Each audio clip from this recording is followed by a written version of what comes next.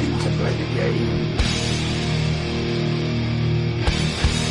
Time to play the game! 4 Midwest Guys presents The Night's Watch, a Game of Thrones podcast. Night gathers, and now my watch begins. I am the sword in the darkness. I am the watcher on the walls. I am the shield that guards the realm of men. We watch, we listen, and we remember. The past is already written, the ink is dry. I thought he was the man to lead us through the long night. And I was wrong. Show them what Lannisters are. What we do to our enemies. How do you know this? That's what I do. I drink, and I know things. I believe men of talent have a part to play in the war to come. I will never settle down. You could help another climb those steps and take that seat. I'm not going to stop the wheel. I'm going to break the wheel. They have no idea what's going to happen. The real war is between the living and the dead. And make no mistake, the dead are coming. The dead are coming. Hello, everybody, and welcome back to the Night's Watch, a Game of Thrones podcast. I'm your host, B. Willie, and with me, as always, is Mr. Brian Eckenbauer. Hey, what's up? What's going on, B? Not much, man. All right, today we're going to finally get to Season 8, Episode 4, the last of the Starks review. So we're just coming off the fight against the dead and the Night King, and this is kind of the pause. This is where we kind of catch our breath between battles, as it were. And we start off with the funeral pyre, which I thought, John, you see everybody who's died. You see Jorah, you see Sir the Flaming Sword guy, Beric, and everybody who's passed. And there's huge mounds of soldiers, and then there's smaller mounds for the more honored dead, per se. And John gives a really good speech, I thought. You know, a very political. He sounded like a leader. He sounded like a king. Right. King. Yep. You know, what did you think about that? Yeah, I mean, it was definitely, it was very, it showed us how everybody had their loss. So it almost felt like everybody had their stack. Like, it was like, okay, here's your stack, and here's your stack, and everybody take your torch, and then we'll all go light them together. I mean, it was a nice ceremony. Yeah, it was almost a unifying moment. Yeah, and it was, you could, they were doing it because, for, I guess, multitude of reasons. Like, one was, you know, that was kind of how they honored the fallen soldiers and stuff. But for two, they did it so they couldn't come back. Yeah, exactly. They burned the dead so they couldn't come back as White Walkers or anything else. Yeah. Well, it makes sense. You just fought a whole horde of them. So we might as well. Yeah. So I mean, it was kind of neat. And his speech was one of those one of those moments where everybody, you just tell everybody was like. Like a State of the Union. Yes. Or, when the president. The big like, and this is what we'll do, and blah blah blah. It's like, oh, okay. Yeah. You know, he sounded like a king. He sounded like a leader. And in contrast, you had Dany mourning for Jorah at the end, kind of mourning over him. And in contrast, you had Sansa over Theon. They're both saying goodbye to their most confident, their friends. You know. Brothers, even in some cases with Theon and Sansa. And I thought what was cool was Sansa gave Theon on his body, she gave him the Stark pin or whatever. So, you know, he finally got to earn his wolf badge, or so to speak. Right. So, which I thought was pretty cool as well. Moving on though, we move into the next scene, which is kind of like it's a dinner. It's a banquet for those that survived, in a victory dinner, I suppose, of sorts. And right off the bat, Dany makes a really good political move, if nothing else. Gendry is, he talks to Hound for a second, and he gets up, and he's walking to the bathroom or something, and she stops him, and she's like, "Aren't you Gendry? Aren't you Lord? Aren't you Stannis's Robert Stannis's, you know, son, or you know, illegitimate child or bastard, if you will?" He says, "Yeah," and then she's like, "Well, I'm going to make you. Well, in that case, you're Lord. You're now Lord Gendry Baratheon from now on." You know, she basically gives him the name, gives him a title, and says that you will be the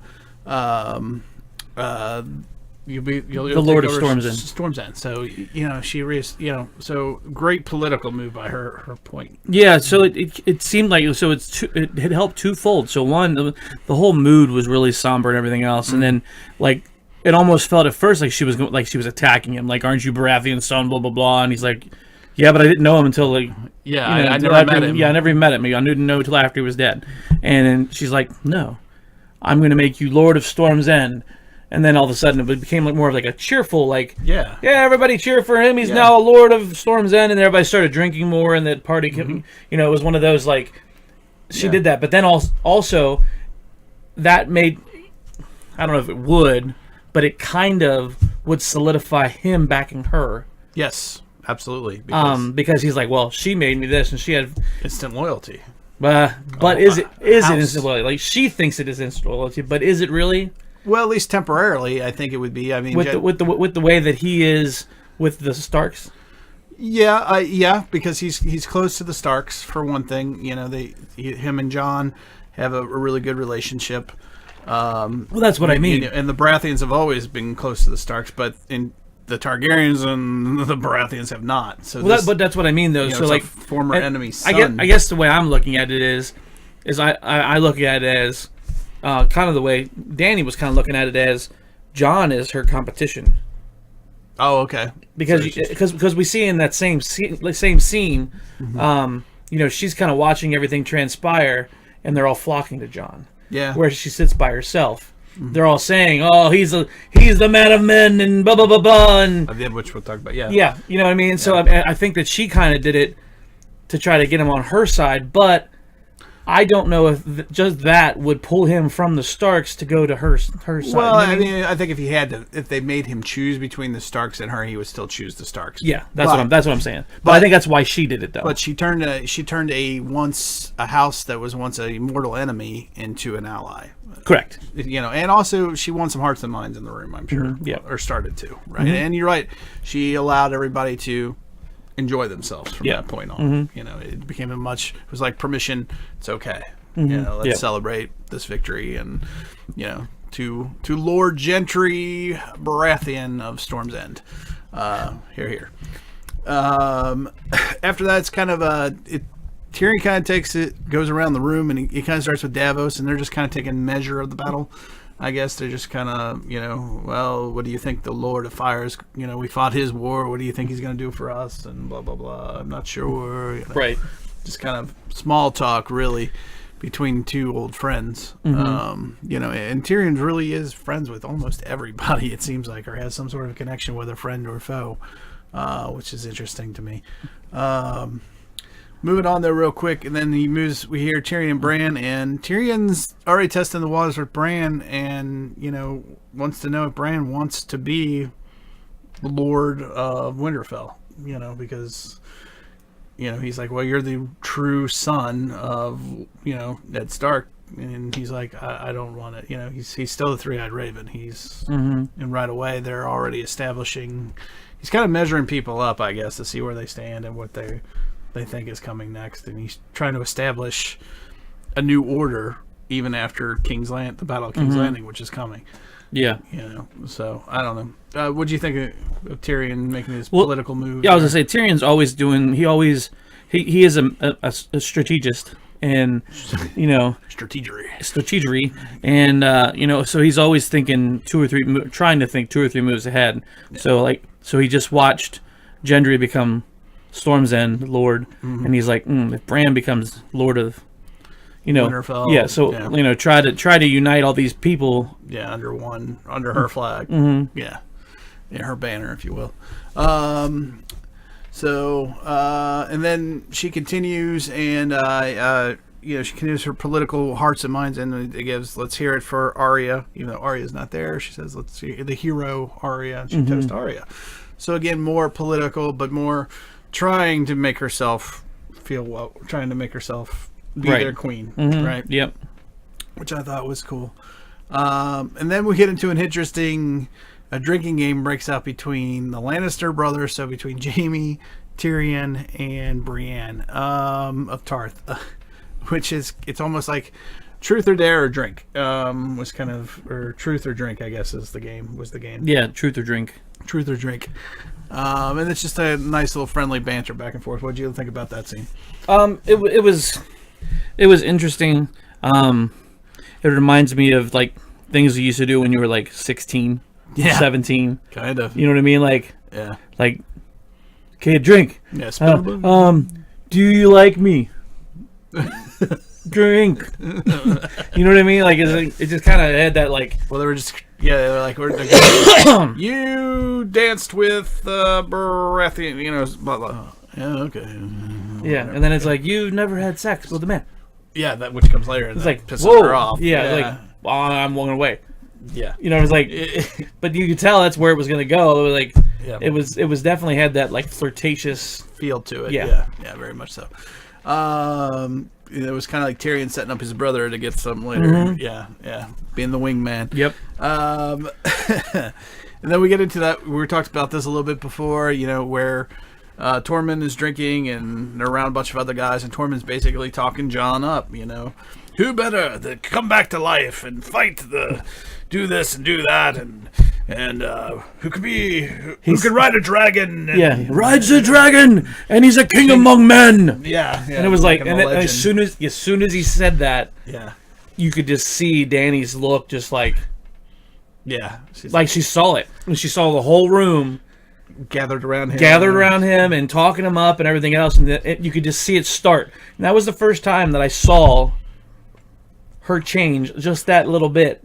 And the funny thing is, you think, she raised her glass and she played along, but you would think she'd be smarter than that. I don't know. It was like it bothered her so much that because she had made all these great political moves, and then this happened and it derailed her completely. Yeah. She was so upset. Yeah, it was like one of those like you've done this, you've done this, and then it's like. He picked out that chair. Oh my God! He picked out a chair. This is one of those things like you're like, that's what you're gonna get upset about. She can't get past the whole fact that he has a better claim to the throne than she does, even though nobody else knows it. Yeah, no one knows it. That's what kills me. It's like no one knows, and Jon doesn't even care. Right, and he doesn't want it. She's the one that's pushing this issue. Yeah, it gets crazy. The breaker of chains, the mother of dragons, the liver of coffee cups. That's Sansa, but yes. No, actually, she was on Fallon, and she says no. She goes, this is really? She goes. People post this thing and say, oh, she has that coffee cup, and she goes because they see this picture, and she goes, spoiler alert. She goes, it's already passed, so I'm okay to say it. She goes, but this girl standing next to me died in the episode prior. She would not be in the episode where the coffee cup would be. It's not mine. And they're like, whose is it? And she's like, I'm saying it's... And whatever Dany's real name is. Yeah. And he's like, oh, it's Hal. Blah, blah, blah. It was pretty funny. But she goes, listen here, Detective Pikachu. It was so... The whole skit. I mean, it was pretty funny. But she did. She was like, that's not mine. She goes, those are the cups that they serve all of us stuff in, like tea and water and everything. That's generic cup. It just looks like Starbucks cups. It's just funny. Sorry for that little tidbit. There you go, little insider information. But where was I? Oh yeah. So and then we get back to the drinking game, and this is where are you a virgin? And Brienne, being the uptight knight that she is, stands up and walks out. And I don't know if it was because she was an uptight knight. I think she was just embarrassed by it. Yeah. And she's like, well, I'm not answering that. I'm going to the bathroom. Yeah, I gotta piss. And then Jaime cockblocks Tormund because Tormund's getting ready to follow her to the bedroom. And Jaime just stands up, and then Tyrion just pours a big rest of his wine in his glass, and he's just shocked and heartbroken over the whole situation, and starts bearing his soul to somebody else. I forget even who. Oh, it was to who was that? The Hound. The Hound, yeah. And he's like, this fucker from the fucker from the south just come up and took him. What the fuck? And then all of a sudden he's like, these other girls come over, and he's like, I'm going to do my way. I'm going to what was it? Something about my what did he say? Ease my sorrows or whatever. Oh yeah. Even when he comes up to him as a group, he's like, "Which one of you fuckers shit in my pants?" I'm like, "What the fuck was that?" Yeah, it's like, huh? That was just what? Yeah. But he's hilarious like that, and it was a good way to end what was literally his idea, the actor's idea that plays Tormund, to want to like Brienne. Mhm. That's how they wrote it out, but it was pretty funny to see it come to an end that way. And then there's an interesting scene between the Hound and Sansa, and they just kind of have a back and forth in history, and the Hound's basically like, if you come with me, none of that shit would have happened to you. And then she reverses it on him and says, he calls her little bird still, and she's like, I would still be that little bird if that shit hadn't happened to me. So she's almost proud that it happened to her. The stuff with Ramsay and the Cersei and everything that happened. So she's like, that's valuable knowledge, and it was kind of like that, because even he goes, "You've changed." You notice she's grown up, right? So it was kind of that.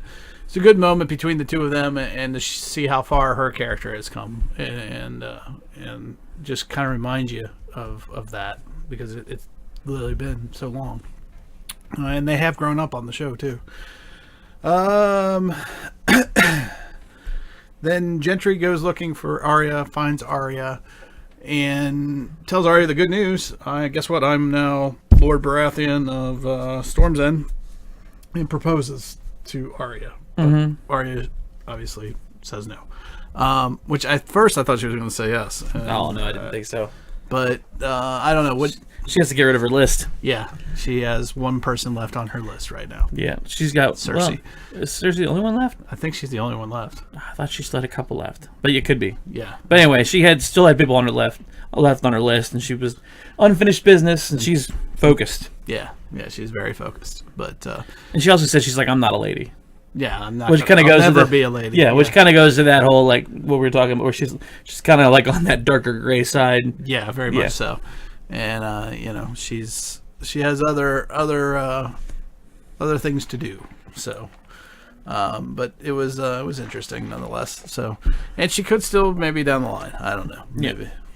And then finally, Jaime makes his way into into Brienne's chambers, and takes care of business. And freaking hilarious though. And he's like, God, it's fucking hot in here. And she's like, well, that's one thing I learned about the North, is that you always start a fire. And you make it even hotter when you leave the room, because that way it's still warm when you come back. And he's like, well, help me take my shirt off. And he's like, because he only has one hand, he's trying to do, and he's drunk. It was it was pretty funny. She's like, oh, for God's sakes. Yeah, it was pretty funny. Yeah. But he does a good job, because when we come back to him, she's out cold. So, yeah. Oh. So, and then we get the big scene, which is probably one of the bigger scenes in this entire episode, and that's Jon and Dany. Basically, Jon comes to Dany. They kind of re-embrace, but Jon pulls back because he kind of realizes, you're my aunt, and this is gross, and can't really be doing this anymore. Even though probably from Dany's perspective, I guess she's heard stories from her ancestors intermingling in their family. I guess to her it's not that big of a deal. Well, I think that's just the way it was back in the day. Like, if you found somebody attractive, that's just what happened. Right. But Jon, who's Mr. Righteous, he's like, well, no, you're family. Why would I? Yeah. Even though I've never known you, and I never knew that side of the family. Right. And we're more, half. Well, yeah, you're my aunt. I'm your nephew. Yeah. He can't get past that, and Dany's more than happy wants to go back to that. Mm-hmm. And even Dany's like, I wish you had never told me that secret, because I'd be happy right now if you had. We would be happy right now. Yeah. And then she basically goes to him and says, what do you think about her basically telling him, you need to keep it a secret. Don't tell anybody else. It'll take on a life of its own, and all that. And she's right. It does. But it did real fast. Yeah. But what do you think? But I thought it was odd. Like, you would think that it would be like one of those, like, because it was an ultimatum. It was no. Oh yeah, it was. You swear your secrecy or else. Yeah. But it was one of those things like, you would have thought she would have embraced it. Yeah. and said, let's be king and queen together, or, you know what I mean? Like something like that, but instead... Let's unite the kingdom. Yes, let's do for the greater good, if nothing else. But she didn't do that. Yeah. She went the complete opposite way, and she's like, it's mine. Yeah. It is my throne. Yes. And he's like, yeah, I know. I don't want it. Yeah, you can tell she really believes it's her destiny because of everything that's happened to her. Yeah, she went into the fire, came out with the dragons. Even Tyrion says it, I think, in this episode. You know, of course she believes in destiny. But what's odd to me is like, I mean, but she's obsessed with it. Yeah, but those of us that have watched the show and know that only Targaryens can ride dragons, does that mean that only Targaryens can control the dragons and can't be burned? Right. You know what I mean? So it's like, but she doesn't know that being on the show, but we know that. Yeah. And then it's like, It plays into a lot of theories. Yes. Yes, very much so. Yeah, I heard the whole. I was with you, and I was like, if you had just gone a different way, just say, hey, it's for nothing else, just for the betterment. Let's unite the country behind us, so we have one front against Cersei. Just make it a political marriage. I don't care if we're together or not. You know, you know. But she, you're right. She's obsessed with. No, it's mine, and it's always going to be mine, and nobody else's. And it's just like it's the first stages of mad royalty disease. Kind of. She won't let it go. The problem is she can't. That's what I'm saying. Like it's like go past it's just she said let it fester and fester, and it's just and she just no, it's mine. No, it's my way or no way, and it's mine, and this is this, and this is, and it's just starting. You can just see see the train starting. Yeah, the locomotive is starting, and it's like she's scared shitless. Like, oh my god, like what? Yeah, you're doing it to yourself. Stop. Yeah, it's all in her head. It's just like, man, just take it. But he doesn't want it. He doesn't care. Just let it, you know. But no, it's definitely going the other way. Anyway, moving on to the next scene. We finally get to like they're planning the next battle. Oh, the war room, yeah. The war room. We're back in the war room, and everybody's like, you know, Grey Worm's like half gone. Yeah, everybody was half gone, half of this gone, half of this gone. It's like, oh, Dothraki half gone, and then whatchamacallit said that the wild was the wildlings. Yeah, well, is that what they're called? Yeah, and that they were leaving. They were going back north. Yeah, that comes a little later, but yeah. Yeah, but they said that in the episode on that thing. Did they say that they were going on? Because they didn't say, but he said that they weren't going to count on him. Oh, I don't remember him saying that. I know he told it to John when they said goodbye to John. I thought he did. I thought he said we can't count. Like, they're leaving. Okay. Either way, they don't have the wildlings north of the wall. So. But yeah, so half of everything is gone, and the big thing that I took away from this scene was just Sansa just asking her straight up, be like, why don't we take a little bit of time? Everybody's hurt. We're down to half of what we were. The North is hurt. She's looking after the best interest of her people in the North. It was basically all people. All people too, and that they have, but even more so in the North. Right. And she's like, let's just take a couple weeks and let's heal up. Let's figure this out. You know, maybe try to get a few more people. But then again, Dany's like, no.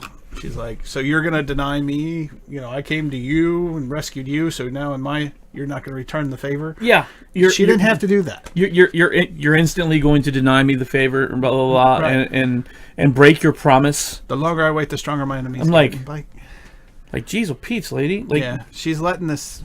Yeah, like she feels like she needs to be the one to be in charge and blah blah blah. And it's like they're letting you be in charge. Just let it. Take their advice. Tread lightly, and she's not treading lightly because she's worried.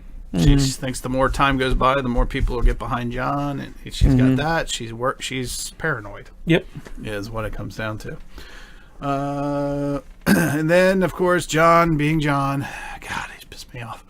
He always does the right thing, even when it doesn't do us any damn good. John tells his secret to Sansa and Arya. Did he? Yeah, he did. I thought Bran did. Well, he tells Bran because they're all together in the courtyard, and Sansa and Arya are telling him, "We don't trust this your queen, and we don't know her. We'll never I don't think we're ever gonna like her." And then Bran's there, and he looks at Bran. He's like, "There's something I need to tell you." Oh, actually, Bran says he looks at Bran. It's your choice. Yeah, it's your choice. It's your choice. And they're like, "What?" And then he's like, "All right, go ahead, tell him." But you have to be. You swear you can't tell us all, and he gets them both to swear, of course, which is a dumb idea. Because Arya would live up to it, but Sansa, there's no way in hell. Because Sansa sees it as it's her political. She's like, John will take the throne, and then I'll have the North, and John will take the throne, and we'll be. Yeah, it's the best situation for everybody as far as she's concerned. Yeah. So yeah, they also do point out that they are the last of the Starks, the three of them, and it's true. They are, and together, which is the name of the show, or this episode. But anyway, moving on, we move back to Jaime, and also we hear that Jaime is staying in Winterfell at the war meeting. By the way, yep, as a guest of the Lady of Winterfell.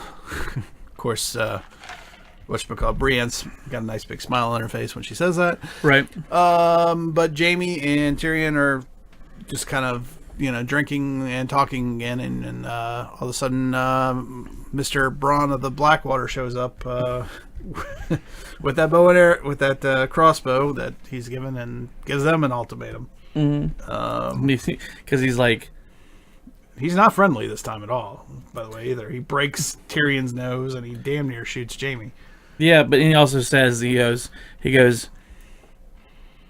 if she loses, I get nothing. Yeah.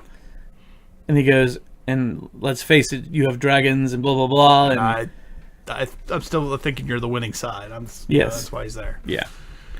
He's like, so pay me whatever.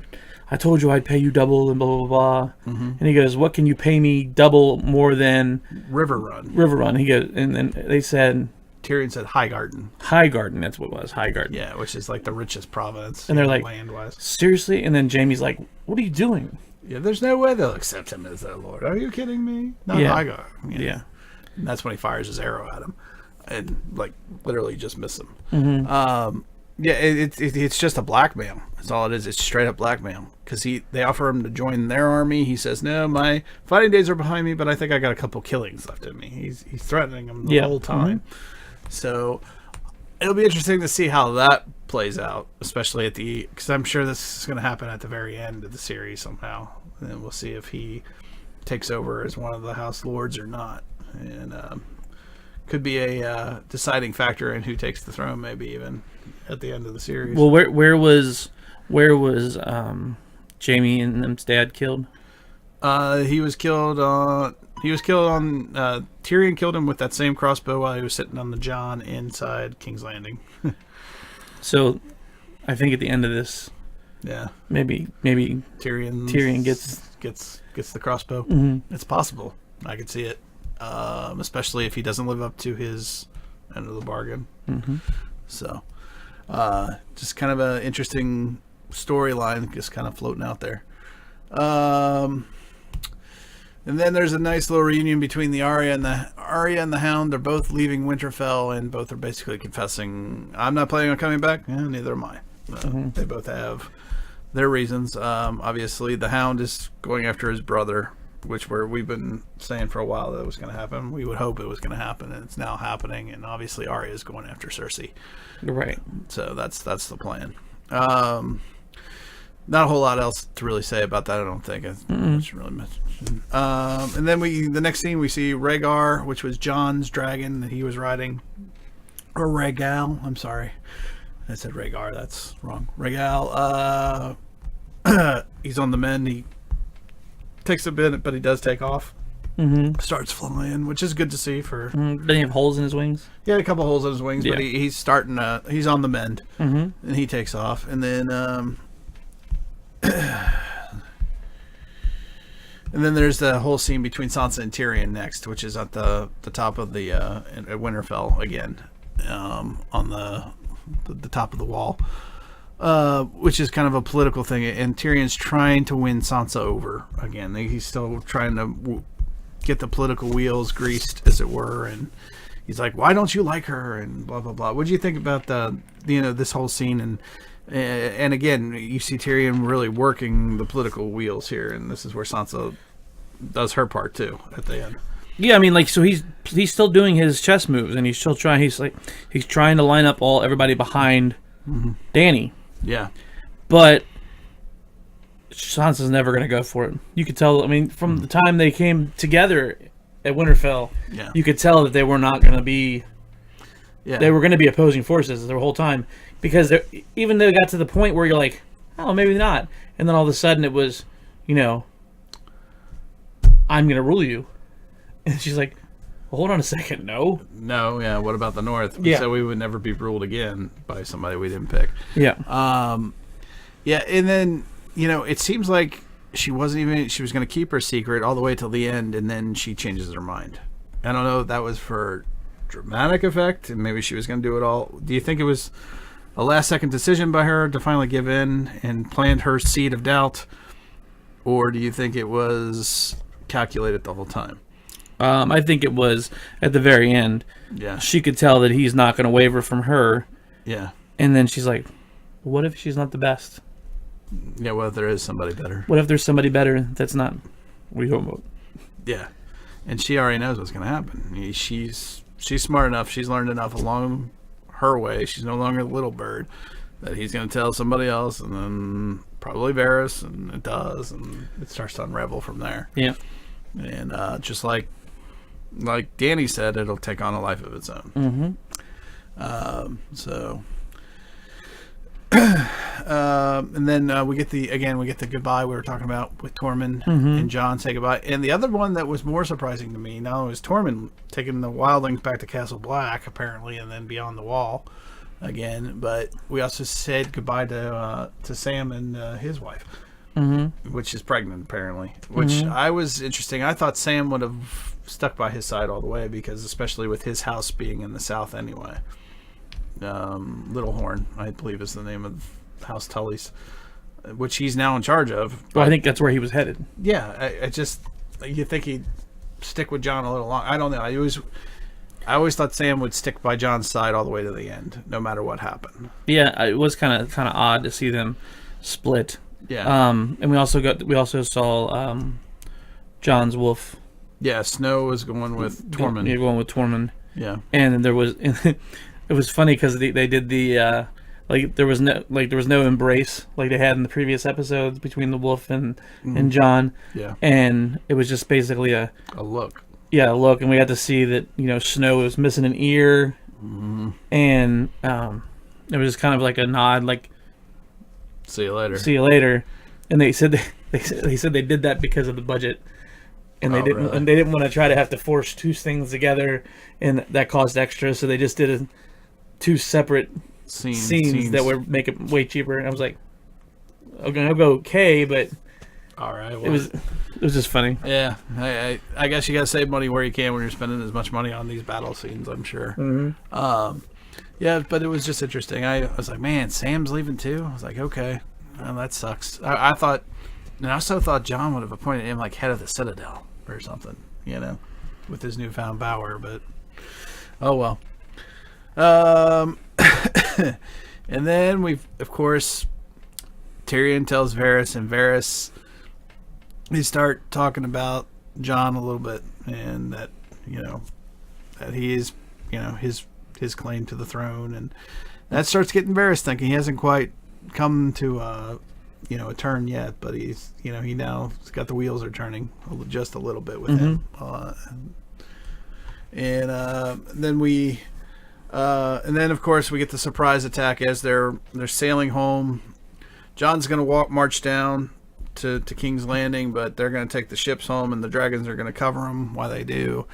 And then we get the surprise attack by Euron's Iron Fleet, which now has new and improved scorpions that can now kill the dragons. We literally see the first one take Rhaegal in the heart, and then another one through the neck, and he dies into the sea.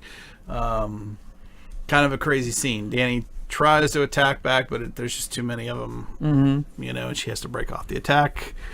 I kind of forgot about Euron at this point, which was a surprise moment for me. Did you see it coming? No. I didn't either. No, I didn't, because I was like, okay, we're just setting ourselves up for the big battle, right? Nothing's gonna happen. You know, and I'm thinking in my head, I'm thinking, all right, because Dan will be on one and John will be on the other dragon for this big battle. Yeah, that's what I was thinking. And then all of a sudden, out of nowhere, like, boom, and it's like, yep. Holy shit. Yeah, and not only does Dany have to retreat, but she can't cover her ships.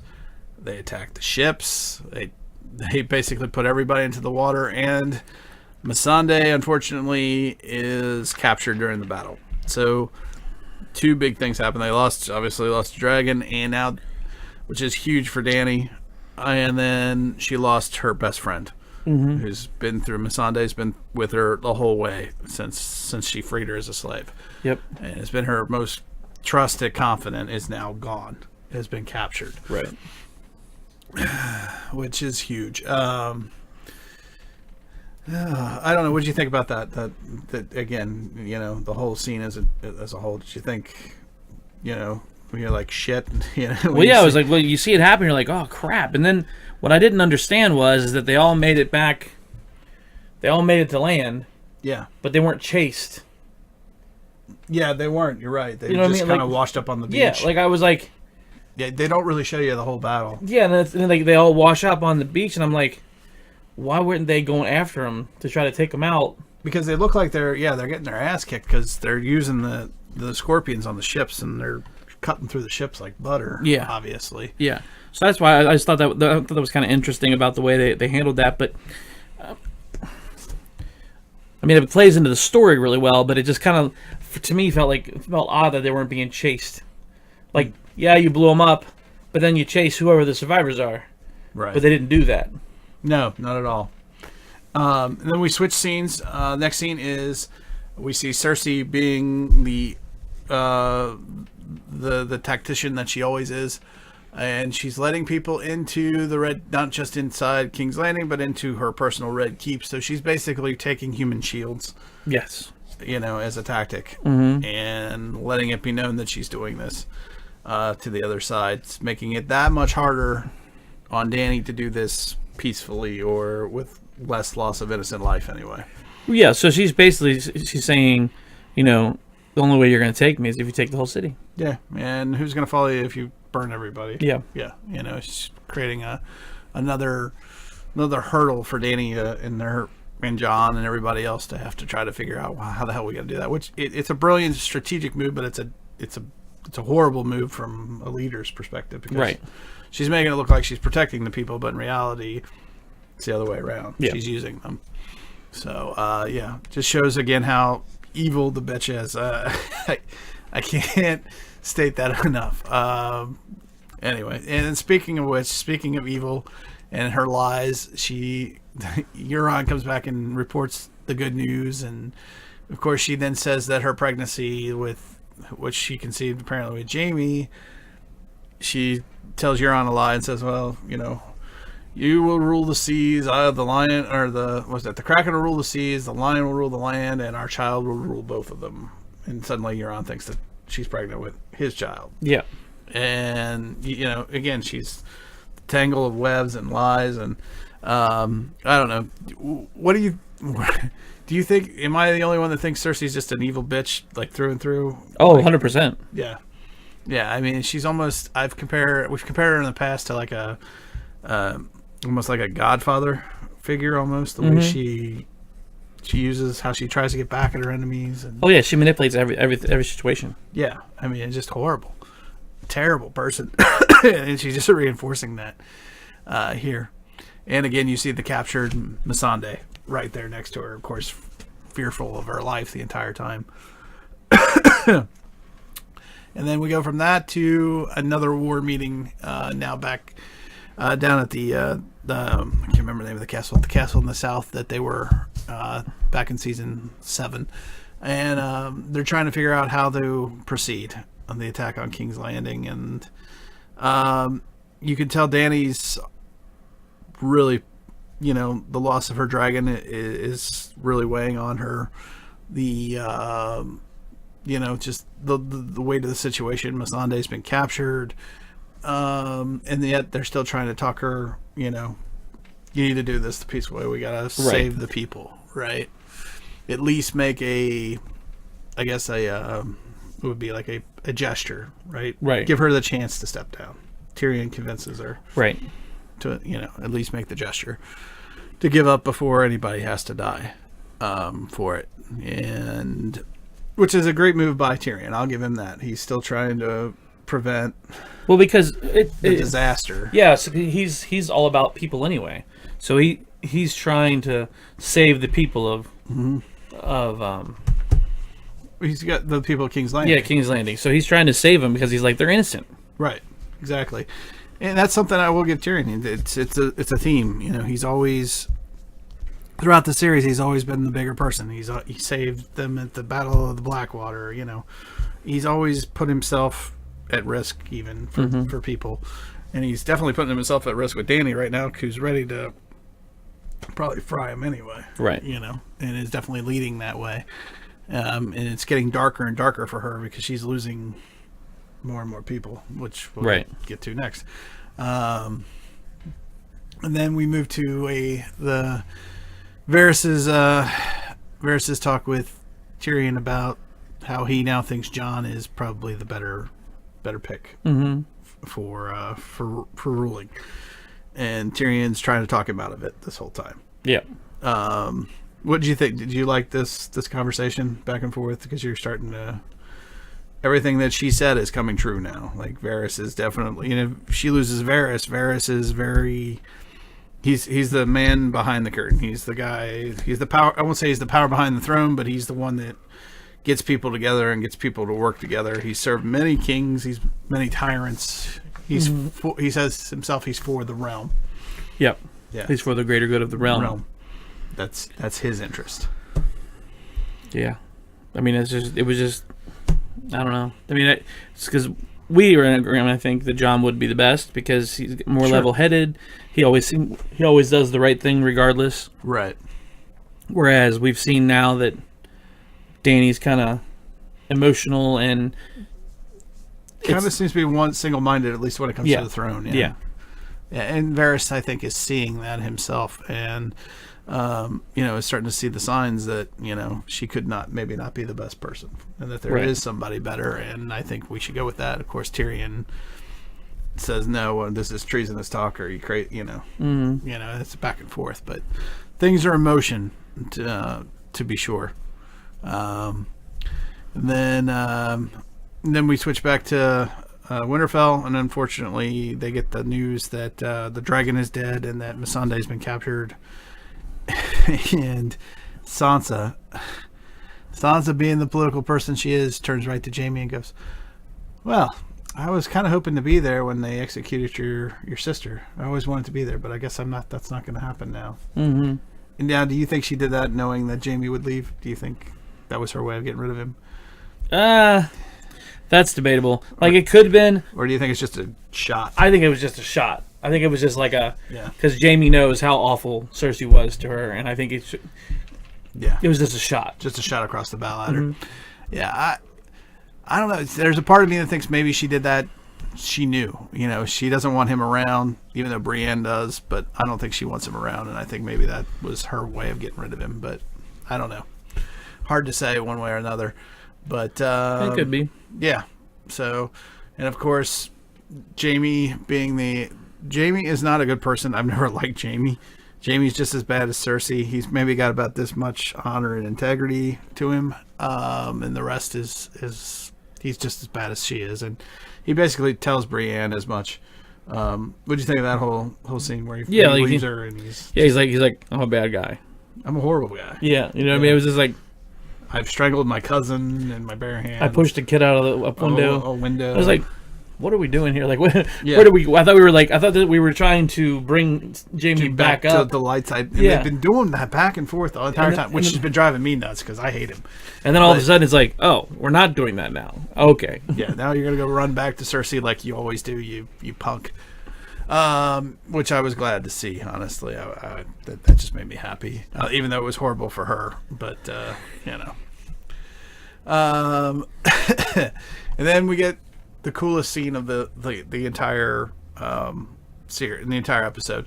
So there's a meeting at the gate of outside King's Landing. At first, it's her hand. It's Cersei's hand. The Mason, guy. I always forget his name, and Tyrion, and they're having a little back and forth. Well, my queen demands, absolute surrender and the return of Missandei immediately. Well, my queen demands the same of yours, unconditional surrender. Otherwise, she's going to die.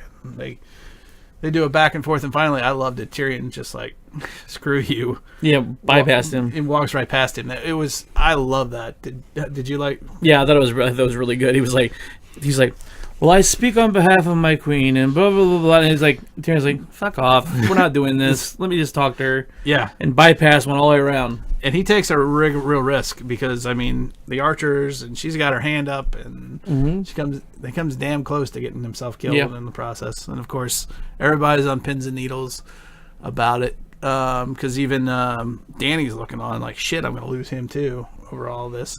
And then he tries his best. You can tell he cares. You can tell he cares about his sister, even though as horrible as she's been to him. Yeah. That he cares about her, and he cares about his unborn niece and nephew. Yeah. And then the people of King's Landing. And go ahead. Sorry. No, you're fine. Yeah, you can tell he legitimately cares. And I don't know. What did you think about Tyrion and his big speech to her? Yeah, trying to get through. Yeah, he's just trying to get through, and for a second there, you think maybe that he's going to get through to her. Yeah, he's like, "You're not a monster. I know you're not a monster." Yeah, just think of this, and to save your child, and blah blah blah, and your reign is over, but it doesn't mean you have to die. Yeah, he's trying, and of course, she just can't let it go. No. She gives the order. And the best part, she gives Missandei. She gives that last, if you have any last words, now's the time. And of course, unfortunately, Missandei does what rightfully so. If I guess I was in her shoes, I would do the same. She says Dracarys, meaning burn them. Yeah, burn them. And then she gets beheaded and thrown off the top of the wall. Mm-hmm. And of course, this also enrages Grey Worm, who can't look at it, but is obviously incredibly pissed off because that's his love of his life. So, real emotional moment, very big. And this was Tyrion's last chance to try to save everything. And despite Tyrion's best efforts, can't do it. Before we go any further, I'll do social media real quick. If you like this podcast, best place to go for us is www.4midwestguys.com. All of our podcasts are in there. They're in chronological order. They're categorized at the top as well. If you'd like just one, you click on it and you'll get all those podcasts. You can follow, like, and subscribe. There's links to our Twitter, our YouTube, our Facebook. And speaking of Twitter, you can find us at 4MidwestGuys. Mr. Ankmeyer, where can they find you? At AnkZone. You can find me at bwillie1977, and you can get some nice behind-the-scenes stuff at our Instagram, which is at _4_Midwest_guys.com. So also reach out to us on the email, 4midwestguys@gmail.com. Do reach out to us whether you like it or not. We want some feedback. We'd like to hear from you, what you'd like to hear us cover and what not cover. And if you have questions, we would like to engage you too, and if you want to further the conversation. All right, so with that out of the way, Brian, let's talk about this episode as a whole. What's your grade and final thought on The Last of the Starks? B. Yeah, there was no action. I mean, it was all set up, and there was there was a couple good tension spots, so like maybe borderline B+. Yeah. But it just didn't have enough for me. Like, maybe if they made the episode a little longer, or what I mean, like we're throwing so much into so few episodes. You would have thought that something would have happened during this episode. Yeah, to me it feels like they only did 6 episodes because they didn't have the budget, because they're spending so much money on the battle scenes. That's why it had to be 6. Like, it feels like this should be a 7 or 8 episode season so far. Mm-hmm. Because they really are. They're throwing a lot at us. Yeah, I mean, it's going. I mean, it's fast, and it's like, wait, what? Yeah. Like I felt like the other past seasons, it took forever to get somewhere. Yeah. Yes, and we would have got like behind the behind the scene dialogue, like in the previous episodes where Bran was talking to Tyrion about his stories.